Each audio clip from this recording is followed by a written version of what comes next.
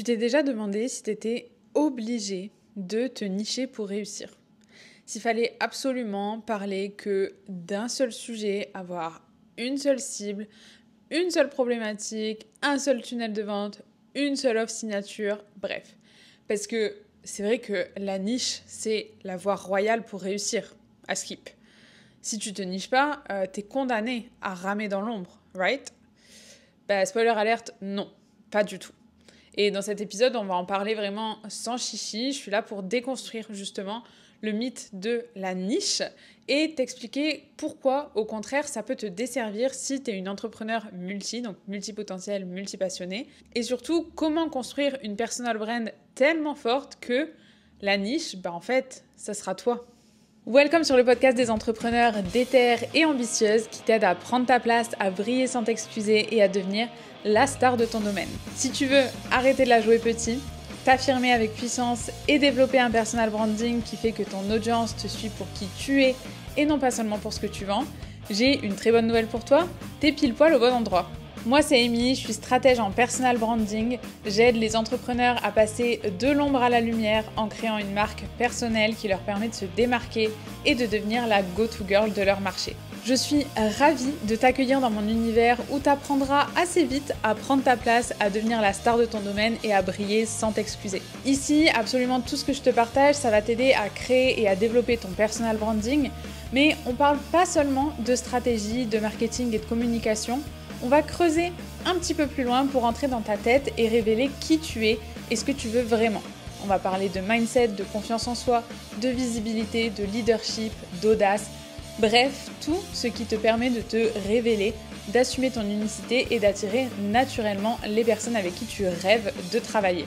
Le but, c'est de transformer ton audience en véritable fangirl qui te suivent pour toi, pour qui tu es vraiment et pas simplement parce que tu vends X ou Y service. C'est en ayant une audience super loyale et engagée que tu pourras évoluer en toute sérénité pour avoir un business qui te ressemble vraiment et qui te rend fier et libre. Si tu es prête à arrêter de te cacher et à incarner pleinement la bad bitch que tu es censée être, ce podcast est le signe que t'attendais pour enfin oser briller sous les spotlights. Sur ce, je te laisse tout de suite avec l'épisode du jour et je te souhaite une très bonne écoute. Alors, premier point, pourquoi le concept de la niche a été tellement glorifié et pourquoi en vrai de vrai, je vais pas faire la rabat-joie, pourquoi ça peut t'aider dans certains cas. On va remettre les choses dans leur contexte. Premièrement, se nicher à la base, c'est pas un piège, c'est un raccourci stratégique. C'est une vraie stratégie de positionnement. Tu rends ton message plus clair, tu réponds à un problème précis, tu deviens identifiable. Et en fait, c'est vrai que dans le marketing, plus tu es spécifique, plus on te trouvera facilement. Plus tu réponds à un problème précis, plus on fera appel à toi pour ton expertise. C'est vraiment pour le coup du marketing 101, c'est le b.a.-ba du marketing.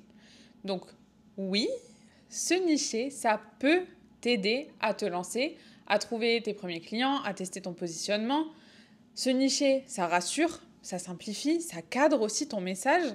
Et c'est cool si tu veux être une référence vraiment experte dans ton domaine à court terme. Mais, et c'est un gros mais selon moi, à long terme, la niche, ça t'enferme totalement. Quand tu bâtis un business sur ton personal brand avec une stratégie de personal branding, de marque personnelle, là, c'est une toute autre logique, c'est une toute autre stratégie. Quand tu construis une personal brand, t'es pas une experte anonyme.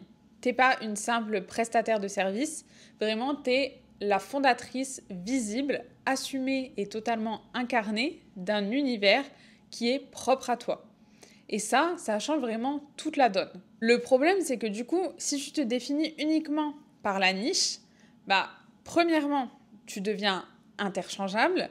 Je suis désolée de te le dire, mais tu deviens très facilement remplaçable parce qu'en fait, tout le monde peut apprendre une compétence. Tu deviens invisible aussi dès que tu veux parler d'autre chose que ton domaine d'expertise, que ta niche, parce que en fait, on te connaît pour un truc spécifique. Les gens t'ont suivi pour ça. Et du coup, les gens vont arrêter de te suivre dès que tu dévies un peu trop du sujet pour lequel ils t'ont suivi de base. Troisième point noir pour moi, c'est que tu finis par t'auto-censurer. En fait, tu vas du coup t'empêcher de partager certaines choses, de parler de différents sujets que celui de ta niche, etc. Et à force, qu'est-ce que ça fait? Ça éteint ta flamme. Et ça, le fait d'avoir son feu intérieur qui s'éteint, c'est ultra dangereux, surtout si tu es multipotentiel, multipassionné, neuroatypique ou que tu as une créativité débordante, aka tout ça, c'est moi. Mais je sais que beaucoup de personnes qui m'écoutent sont également dans ce cas-là, donc vraiment, si tu es multipassionné, multipotentiel, neuroatypique de manière générale, la niche, pour moi, c'est vraiment une stratégie dans laquelle il ne faut pas que tu t'enfermes. Pourquoi? Parce que conséquence numéro 1, tu t'épuises, en fait. Genre, clairement, tu vas poster que des tips, tu te forces à rester dans une ligne édito très rigide et très carrée. Tu montres jamais les coulisses, ton humour, ton univers, tes opinions, ta personnalité. Et du coup, petit à petit, qu'est-ce que ça fait? Ça fait que tu disparais derrière ton expertise. Mais spoiler alerte, c'est pas ça qui fidélise les gens. Ce qui fidélise, c'est toi. C'est ta personnalité, c'est qui tu es vraiment et non pas juste ce que tu fais ou ce que tu vends. Du coup, conséquence numéro 2, tu deviens prisonnière de ton positionnement. Tu deviens prisonnière de ta niche parce que tu as envie d'évoluer, tu as envie de créer une nouvelle offre, de parler mindset. Ouais, mais si tu t'es nichée en tant que consultante Notion ou coach Insta, c'est compliqué en fait. Et là, du coup, tu paniques. Tu as l'impression que tu dois faire un virage à 360. Tu as la sensation de devoir repartir de zéro et de devoir faire un gros pivot. Alors que si tu développes une personal brand qui est forte, il n'y aurait pas toutes ces questions-là en fait. Il s'agirait juste d'emmener ton audience avec toi, d'embarquer ton audience dans cette évolution de façon fluide et naturelle parce que tout simplement ça fait partie de toi au même titre que tes autres compétences, ton expertise, etc. Et là, on entre dans le vif du sujet. Parce que quand tu construis une personal brand qui est forte, ce qui te rend unique, c'est pas ton expertise. C'est ton ton, ton univers, tes valeurs, ton lifestyle, ton positionnement, tes opinions, ton storytelling, bref, tout ce qui fait que tu es toi. Si tu es coach Instagram, par exemple, tu vas pas attirer ton audience parce que tu parles d'Instagram. Tu vas attirer ton audience parce que tu parles d'Instagram comme toi tu en parles et comme personne d'autre ne le fait. Parce que du coup, tu vibes avec ton audience, parce que tu l'inspires, parce que tu es aligné. Et ça me semble être le bon moment pour faire un léger aparté sur le fait que j'ai choisi le symbole de la boule à facettes dans mon branding. Pour moi, le symbole de la boule à facettes, c'est pas juste shine, le spotlight, etc. Bien évidemment, ça colle avec ça. Mais en fait, il y a une vraie signification derrière. Moi, la boule à facettes, pour moi, c'est de base une boule, souvent en polystyrène, qui paye pas de mine. Elles sont toutes pareilles de base. Et on va venir coller plein de facettes différentes dessus. Les facettes, elles sont pas toutes forcément symétriques, mais on vient coller toutes les facettes jusqu'à recouvrir cette fameuse structure qui est la même pour tout le monde. Par contre, les facettes ne sont pas les mêmes pour tout le monde. Et donc, on est une entité, une boule, une grosse boule de polystyrène, sur laquelle on a plein de facettes différentes. Toutes les facettes, c'est quoi? C'est notre personnalité, nos passions, nos forces, nos talents, nos goûts, ce qu'on n'aime pas, notre expertise, nos compétences, nos histoires de vie, nos expériences, bref, tout ce qui fait qu'on est nous. Et quand on met le spotlight, en effet, sur cette boule à facettes, ça brille et surtout, ça réfléchit toutes les facettes autour. Et au-delà de ça, moi, je trouve que c'est super esthétique, je trouve ça super joli. Ça fait comme s'il y avait plein de petites paillettes sur les murs. Et pour moi, c'est ça, en fait, la signification de la boule à facettes, c'est que tu es une entité qui est composée de plein de choses différentes. Et c'est ça, en fait, qui fait que tu vas briller et que ça va être beau. T'attires pas par ton expertise, t'attires par qui tu es vraiment au plus profond de toi, à 100% avec toutes tes facettes. Et si on fait un petit détour rapide par la psychologie, en marketing, souvent, du coup, quand on attire par qui on parle de biais d'affinité.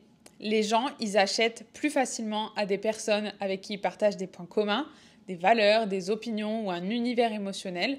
Du coup, quand tu oses être toi, être toi-même pleinement à 100%, tu vas créer de la proximité, tu vas attirer des vrais fans et non pas juste des prospects ou des followers. Et surtout, tu vas marquer les esprits. Et c'est pas une stratégie, entre guillemets, c'est vraiment ta vérité, c'est qui tu es toi au plus profond. Alors maintenant, la question, c'est évidemment comment on construit une personal brand qui remplace cette stratégie de niche. Je vais te partager rapidement les piliers que moi je travaille dans mon accompagnement avec mes clientes et ça pourra te servir de trame. Premièrement, je travaille toujours les fondations. Les fondations, c'est quoi? C'est tes compétences, tes passions, tes forces, tes talents, tes expériences, tes valeurs, ta vision, ta mission. Ça peut s'apparenter aux fondations business, mais en fait, quand on fait du personal branding, ton business, c'est toi. Donc, il faut absolument travailler ces sujets-là. Je ne passerai jamais au travail suivant tant que ça, c'est pas explicitement validé et clair. Le but de travailler les fondations, c'est quoi? C'est de créer une personal brand sur mesure qui part de toi. Pourquoi? Parce que tu es unique et c'est ça, en fait, qu'il faut retranscrire dans ta brand pour que tu deviennes la star de ton domaine. En fait, tout part de toi et toi uniquement. C'est pour ça que je dis, le personal branding, il n'y a pas de recette miracle, c'est pas un truc de one size fits all, c'est vraiment tout le temps sur mesure. Ensuite, du coup, on définit ton positionnement de manière globale. Donc, on va définir où tu te places sur ton marché parmi justement tes concurrents et surtout, qu'est-ce qui te différencie justement de ces concurrents? Qu'est-ce qui te différencie des autres? Pourquoi on irait chez toi et non pas chez une autre? Et dans tout ce process-là, on va aussi définir ton client de rêve, ton dream client, et non pas juste ton client cible. Genre, boring, le client cible, en fait. Tu parles pas à, quote, des femmes entre 25 et 30 ans, entrepreneurs dans le bien-être. Vraiment, OSEF, en fait. Tu parles à une communauté de personnes qui vont te comprendre, qui partagent ta vision, qui relate à ton énergie, qui ont les mêmes valeurs que toi. On veut vraiment que tu bosses avec des gens qui te kiffent pour qui tu es en tant que personne et avec qui la collab sera un rêve éveillé, autant pour eux du coup que pour toi aussi. Et seulement une fois que tout ça c'est vraiment clair, limpide, cohérent et validé, on passe à la création de ton univers. On va créer vraiment un univers immersif complet pour embarquer ton audience dans ton monde. Que ce soit au niveau des visuels, donc tout ce qui est couleurs, typos, textures, symboles, etc., mais aussi de comment tu dis les choses, comment tu partages ton message. On va créer un univers totalement sur mesure, là encore, pour ton business et ta personal brand, pour que tu te démarques drastiquement de la concurrence et que tu sois reconnaissable en un coup d'œil et surtout mémorable à long terme. Et une fois qu'on a fait tout ça, on focus sur ton message. On va clarifier vraiment ce que tu as à dire, ce que tu veux transmettre pour que ce soit cohérent dans absolument tout ce que tu fais et que ça résonne auprès des bonnes personnes. Faut bien garder en tête que tu n'as pas besoin d'être la meilleure, entre guillemets, dans ta niche. Tu dois être la plus irrésistible, j'ai envie de dire, dans ton domaine. C'est ça, en fait, le concept de la go-to girl. Quand on dit « deviens la go-to girl », c'est vraiment cette personne à qui on pense en premier. Et non pas parce qu'elle est la plus technique, la plus experte, mais parce qu'on l'adore pour qui elle est. Je te donne quelques exemples du coup de personnes qui étaient très nichées de base et qui ont au fur et à mesure évolué pour construire une vraie personal brand qui est forte et impactante. On a Enjoy Phoenix, Marie Lopez de son vrai nom. À la base, elle était youtubeuse beauté. Et en fait, elle a étendu son univers à la mode, à la skincare, aux jeux vidéo, au voyage, à la musique, à l'entrepreneuriat, au spirituel, au bien-être, au paranormal, au développement personnel. Bref, aujourd'hui, c'est vraiment sa voix et son univers qui font qu'on la suit et c'est elle qui est devenue sa niche en fait. On la suit pour elle et non pas pour une expertise spécifique, un type de vidéo particulier. Deuxième exemple, ça peut être toi en fait, seulement si tu te l'autorises bien sûr.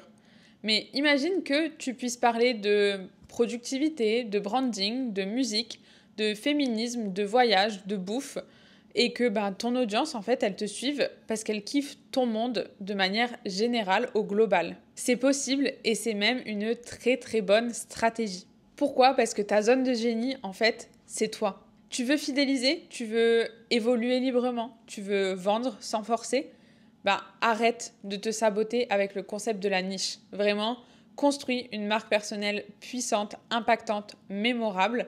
Ose être pleinement toi, qui tu es. Ose t'assumer à 100% avec toutes tes facettes. Et c'est vraiment comme ça, en fait, que tu vas devenir la star de ton domaine. C'est pas en te réduisant, mais c'est bien en assumant toutes tes facettes, même celles que tu trouves incohérentes et parfois totalement opposées. Si tu as envie d'aller plus loin pour construire ta personal brand et devenir la star de ton domaine, je t'invite vraiment à m'envoyer un DM sur Instagram parce que j'ai ouvert 3 places en bêta test pour 3 mois d'accompagnement en individuel, encore une fois uniquement du sur-mesure, pour qu'on construise ensemble ta stratégie de personal branding de A à Z. Et ce, entre nous, à un prix drastiquement réduit. Il y a 60% de réduction par rapport au prix final, qui sera le prix officiel après le bêta-test. Donc c'est vraiment un prix spécial pour le bêta-test.